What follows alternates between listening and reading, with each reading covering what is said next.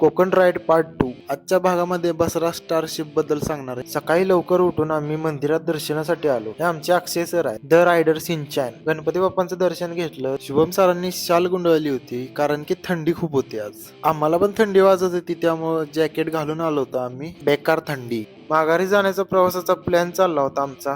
गाड्यांचं काही फोटोशूट आणि व्हिडिओ शूट घ्यायचं होतं, त्यामुळे गाड्या नीट अशा लावल्या होत्या. विकी सर मला बोलले की माझा एक व्हिडिओ करा. मग व्हिडिओ केला त्यांचा. हे सगळं झाल्यानंतर आम्ही मिर्या बीच साठी रवाना झालो. बसरा स्टार नावाचं जे जहाज होतं ते बघण्यासाठी. इथं आल्यानंतर समजलं की ते जहाज आता स्क्रॅप साठी काढलेलं आहे. त्या जहाजाचं छोटे छोटे तुकडे करून बाहेर काढायचे चालले होते. हे जहाज गेल्या 4-5 वर्षापासून इथेच अडकलं होतं. हे पाहून आम्ही त्यानंतर निघालो आरेवारी बीचला. बीच वरती गाडी घालत असताना गाड्या अडकू लागल्या आमच्या. एका मोसम मध्ये आपल्या जॅकला पण आत घेऊन गेलो मी. हा मुलगा बघा किती खुश आहे आणि हा हँड चेक करण्यासाठी माझ्याकडे आला. 390 अडकून बसली रेतीमध्ये. त्याला काढण्यासाठी आम्ही दोघांनी मदत केली. आपला जॅक बीच वरती आला आणि बघू शकता मित्रांनो कसा राडा चाललाय पोरांचा. दिस इज द RX डेव्हिल.